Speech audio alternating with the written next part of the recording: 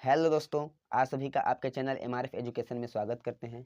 जैसा कि आप सभी जानते हैं कि इसके पहले इस चैनल पर रेलवे पीवाई की सीरीज चलाई जा रही थी, जो कि हम लोग इतना पीवाई की सीरीज चला चुके हैं जिसके हम लोग को एक आइडिया लग चुका है कि रेलवे एग्जाम में किस टाइप के क्वेश्चन को पूछते हैं।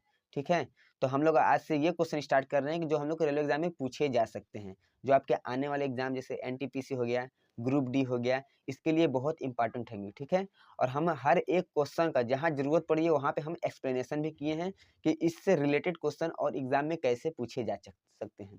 ठीक है, जैसे क्वेश्चन दिया और उसके टाइप को किस टाइप से भी पूछे जा सकते हैं, इस तरह से हम आप लोग को बताए हैं। ठीक है, तो चलिए टाइम को बिना वेस्ट करते हुए हम लोग क्वेश्चन को स्टार्ट करते हैं। फर्स्ट क्वेश्चन है आपके सामने स्क्रीन पर, महापुराणों की संख्या कितनी है?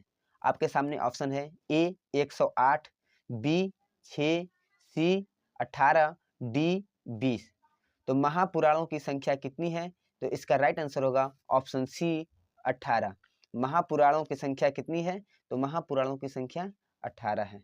ठीक है, तो चलिए चलते हैं इसके नीचे, इसके बारे में भी आप थोड़ा जान लीजिए। ठीक है, इसका ऑप्शन सी होगा। ठीक है, इसमें वेदांग की संख्या कितनी होगी? महापुराणों की संख्या तो आप लोगों ने जाना कि 18 है। महापुराणों की संख्या कितनी है? 18 है। अगर वेदांग की संख्या पूछेगा तो 6 है। कितनी है? वेदांगों की संख्या पूछेगा तो 6 है, और उपनिषदों की संख्या पूछेगा तो 108 है।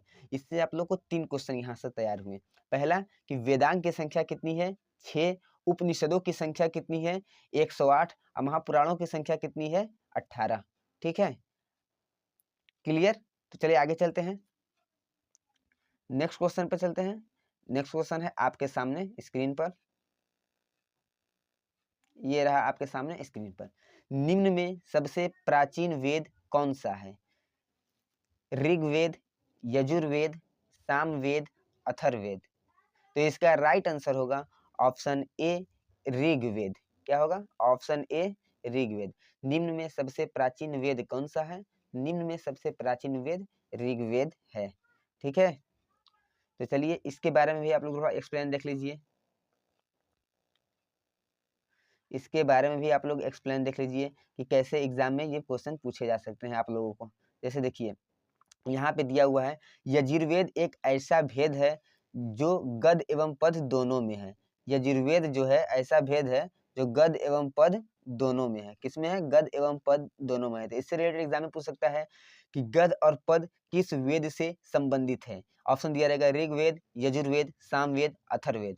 तो आप उसको टिक मारेंगे यजुर्वेद। ठीक है, गद एवं पद किससे संबंधित है? तो यजुर्वेद से संबंधित है। अब सेकंड पे आते हैं, सामवेद को भारतीय संगीत का जनक कहा जाता है।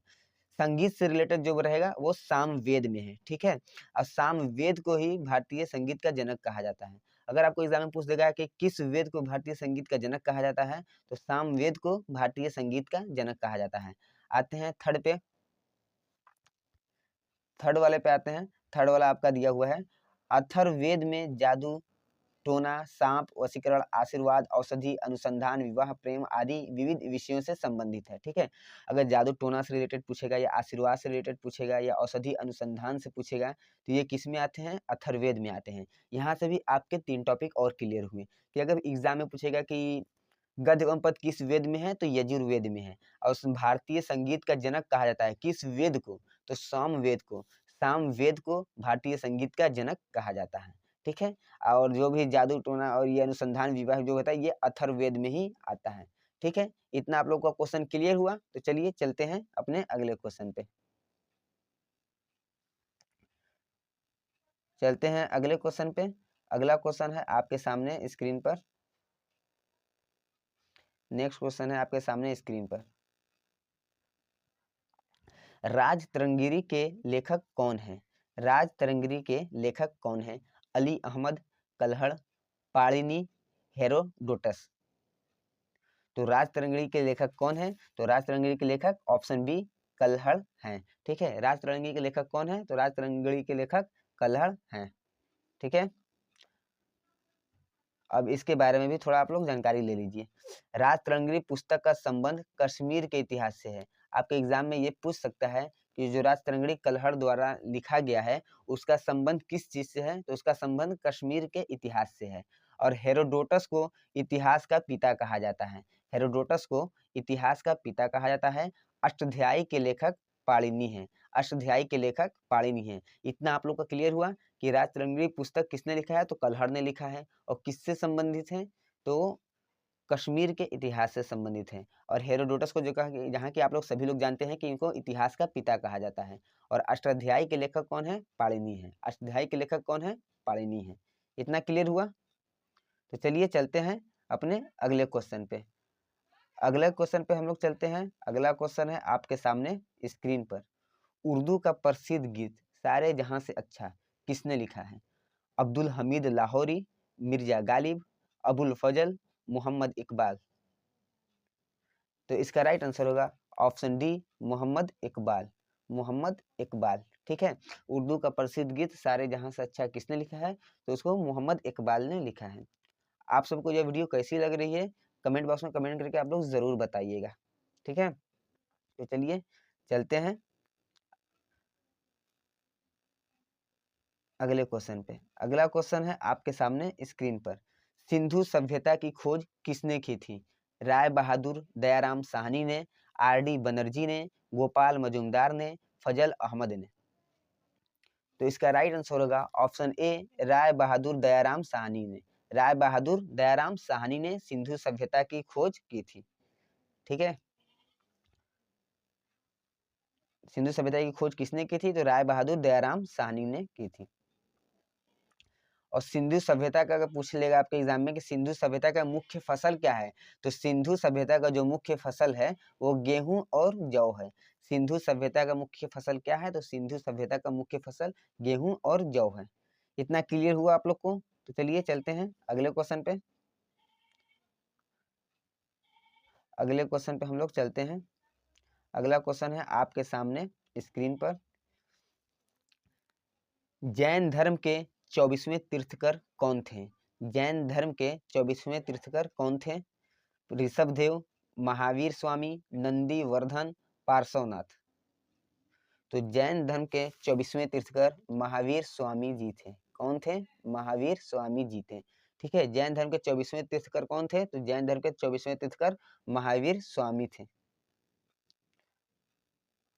अगर प्रथम तीर्थकर पूछेगा तो प्रथम तीर्थकर आपके हो जाएंगे ऋषभदेव। कौन होंगे? ऋषभदेव।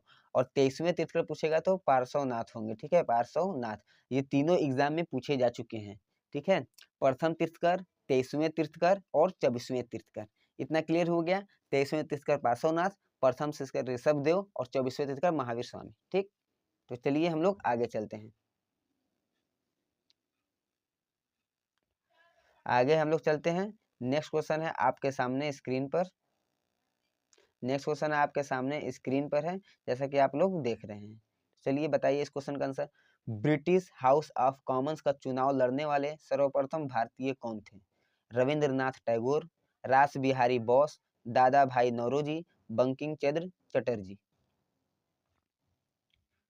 तो इसका राइट आंसर होगा ऑप्शन सी, दादा भाई नौरोजी। दादा भाई नौरोजी जो थे ब्रिटिश हाउस ऑफ कॉमन्स के चुनाव लड़ने वाले सर्वप्रथम भारतीय थे, ठीक है। तो चलिए हम लोग इसके बारे में भी थोड़ी सी जानकारी ले लेते हैं। इसके बारे में भी हम लोग को थोड़ी सी जानकारी मिल जाए तो बेहतर है, ठीक है। तो चलिए देखिए, दादा भाई नौरोजी ने लिबरल पार्टी के उम्मीदवार के रूप में फिंसवरी फिंसवरी से 1892 ईस्वी में चुनाव जीता था। पहला बात कि ब्रिटिश और हाउस ऑफ कॉमन से किसने लड़ा था? प्रथम भारतीय कौन थे? तो दादा भाई नौरोजी थे, ठीक है। और किस पार्टी से थे? तो लिबरल पार्टी से थे। उनका संबंध किस पार्टी से था? तो लिबरल पार्टी से था। और वो जहां से चुनाव लड़े थे वो जगह का क्या था? वो फिंसवरी था। क्या था? फिंसवरी था। और कब हुआ, तो कब जीते थे? 1892 ईस्वी में। यहाँ से इसके बारे में आप लोग को इतनी जानकारी मिली कि दादा भाई नौरोजी ने लिबरल पार्टी से उम्मीदवार के रूप में थे और फिंसवरी से चुनाव जीते थे। और कौन सा सन था? 1892 ईस्वी था। इतना आप लोग को क्लियर हुआ। तो चलिए हम लोग चलते हैं अगले क्वेश्चन पे। अगला क्वेश्चन है आपके सामने। एशियाटिक सोसाइटी की स्थापना कब हुई थी? एशियाटिक सोसाइटी की स्थापना कब हुई थी? 1784, 1815, 1785, 1886। तो इसका राइट आंसर होगा ऑप्शन ए 1784। एशियाटिक सोसाइटी की स्थापना 1784 में हुई थी। इतना आप लोग को क्लियर हुआ? तो ठीक है, तो चलिए चलते हैं, इसके बारे में भी थोड़ी सी जानकारी ले लेते हैं। देखिए इसके बारे में जानकारी है, आप लोग अच्छे से इसको याद कर लीजिएगा। देखिए एशियाटिक सोसाइटी की स्थापना विलियम जोन्स ने की थी। एशियाटिक सोसाइटी की स्थापना किसने की थी? विलियम जोन्स ने की थी। और साइंटिफिक सोसाइटी की स्थापना सर सैयद अहमद खान ने 1864 में की थी। देखिए इसमें से क्या हुआ, एक एशियाटिक सोसाइटी दिया हुआ है, अगर एशियाटिक सोसाइटी बोलेगा तो विलियम जॉन्स होगा, और वो साइंटिफिक सोसाइटी बोलेगा तो सर सैयद अहमद खान होंगे। ठीक है, और 1864 में किए थे। एशियाटिक सोसाइटी स्थापना विलियम जॉन्स ने की थी। जब इन्होंने इनकी स्थापना की थी तो उस समय गवर्नर कौन थे? तो वारेंस हेस्टिंग थे। कौन थे? वारेंस हेस्टिंग। ये भी एग्जाम में पूछ सकता है कि एशियाटिक सोसाइटी की स्थापना विलियम्स जोन्स ने की थी तो किस गवर्नर के समय में की थी? तो वारेंस हेस्टिंग्स के गवर्नर के समय में की थी। इतना क्लियर हुआ? ठीक है, ऐसे हम टॉपिक वाइज भी आप लोग को क्वेश्चन कुछ बनाएंगे, हर संडे को टॉपिक वाइज ही लाएंगे हम, और ऐसे हम मिक्स क्वेश्चन लेकर आएंगे। ठीक है, तो चलिए, और अब नेक्स्ट क्वेश्चन है आपके सामने आपके स्क्रीन पर। चलिए आप लोग इसका आंसर बताइए। फॉरवर्ड ब्लॉक का गठन किसने किया था? सुभाष चंद्र बोस ने, महात्मा गांधी ने, भगत सिंह ने, रास बिहारी बोस ने। तो इसका राइट आंसर होगा ऑप्शन ए सुभाष चंद्र बोस ने। फॉरवर्ड ब्लॉक का गठन किसने किया था? तो फॉरवर्ड ब्लॉक का गठन सुभाष चंद्र बोस ने किया था। ठीक है, इतना क्लियर हुआ? इसके बारे में भी थोड़ी आप लोग जानकारी ले लीजिए। 1 मई 1939 को सुभाष चंद्र बोस ने फॉरवर्ड ब्लॉक का गठन किया था। पहला तो फॉरवर्ड ब्लॉक का गठन किसने किया था? तो सुभाष चंद्र बोस ने किया था। कब किया था? तो 1 मई सन 1939 ईस्वी में। ठीक है, इतना क्लियर हो गया? इतना क्लियर हो गया तो आप लोग बताइए, इतना क्लियर हो गया? तो चलिए चलते हैं नेक्स्ट क्वेश्चन पे। इतना तो आप लोग को समझ में आ गया होगा। ठीक है, तो चलिए चलते हैं नेक्स्ट क्वेश्चन पे। नेक्स्ट क्वेश्चन है आपके सामने स्क्रीन पर। भारत और पाकिस्तान के बीच की सीमा रेखा क्या कहलाती है? रेड क्लिफ रेखा, मैकमोहन रेखा, डुरंड रेखा, या इनमें से कोई नहीं? तो इसका राइट आंसर होगा ऑप्शन ए रेड क्लिफ रेखा। रेड क्लिफ रेखा, ऑप्शन ए रेड क्लिफ रेखा। भारत और पाकिस्तान के बीच की सीमा क्या कहलाती है? तो भारत और पाकिस्तान के बीच की सीमा रेड क्लिफ रेखा कहलाती है। ठीक है, और इसके बारे में भी आप लोग थोड़ा जानकारी ले लीजिए। भारत और चीन के बीच सीमा को मैकमोहन रेखा कहते हैं, और भारत और अफगानिस्तान के बीच की सीमा को डुरंड रेखा कहते हैं। ठीक है, भारत और चीन के बीच को क्या कहते हैं? मैकमोहन रेखा। अब भारत और अफगानिस्तान के बीच की सीमा को क्या कहते हैं? डुरंड रेखा। ठीक है, तो चलिए चलते हैं अगले क्वेश्चन पे। अगला क्वेश्चन है आपके सामने स्क्रीन पर।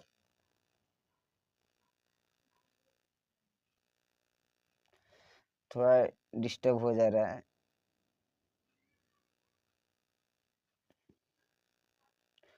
हाँ, नेक्स्ट क्वेश्चन है आपके सामने स्क्रीन पर। बताइए इसका आंसर क्या होगा? सुएज नहर जोड़ती है भूमध्य सागर को लाल सागर से, लाल सागर को काला सागर से, लाल सागर को अरब सागर से, काला सागर को कैस्पियन सागर से। तो इसका राइट आंसर होगा ऑप्शन ए भूमध्य सागर को लाल सागर से। सुएज नहर जोड़ती है, किसको जोड़ती है? भूमध्य सागर को लाल सागर से जोड़ती है। ठीक है, तो चलिए चलते हैं अगले क्वेश्चन पे। अगला क्वेश्चन है आपके सामने स्क्रीन पर। ये अब आप लोगों के लिए क्वेश्चन ऑफ द डे है, इतना ही क्वेश्चन था। ठीक है, आप लोग इसका आंसर जो भी होगा कमेंट बॉक्स में कमेंट करके बताइएगा कि भारत का नेपोलियन किसे कहा जाता है। इसका आंसर आप लोग कमेंट बॉक्स में कमेंट करके बताइएगा कि भारत का नेपोलियन किसे कहा जाता है। आप लोग को यह वीडियो कैसी लगी कमेंट बॉक्स में कमेंट करके जरूर बताइएगा, और वीडियो आप लोग को अच्छी लगी हो तो लाइक एंड सब्सक्राइब करना ना भूलें। ठीक है, मिलते हैं अगले वीडियो में। जय हिंद।